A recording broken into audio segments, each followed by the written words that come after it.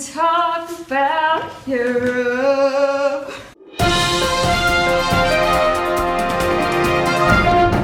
During the Renaissance, women lost what little previous rights they had during the medieval times, though during the Reformation, women's rights were a little better and they could hold a little bit more status. They could still not own land. This changed, though, during the agricultural revolution because they could work with men in shops and in fields. And during the price revolution, women could own land and have jobs such as being prostitutes, nurses, and midwives.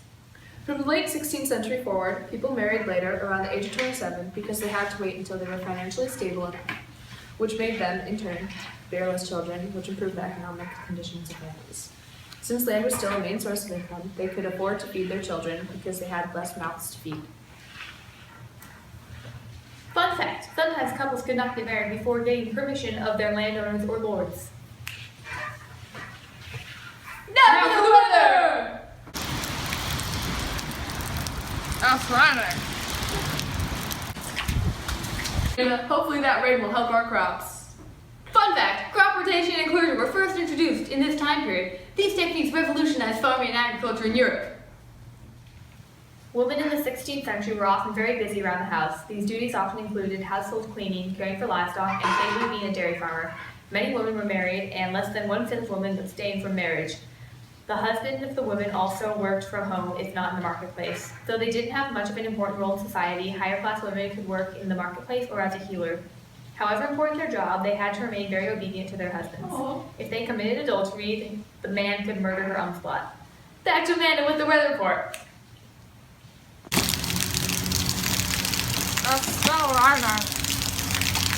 In latest news, Mary Wardle Montagu brought Ottoman inoculation practices to England to help the fight against smallpox.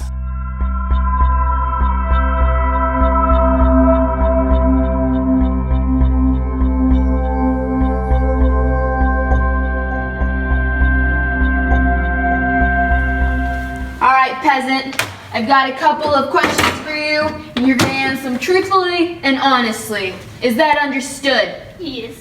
I'm surprised you can't understand that, peasant.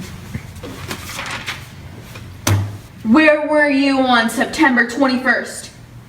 I was in my field, farming for my measly income for my sad, pathetic life.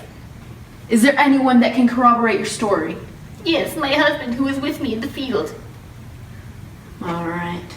But isn't it true that you and the rest of your low-life scum hate the nobles? Yes, they don't have to pay taxes, which we find unfair. We all hate them. We all hate them, or we hate them all? Yes. Well, are you aware that the victim was, in fact, a noble? What victim? This one.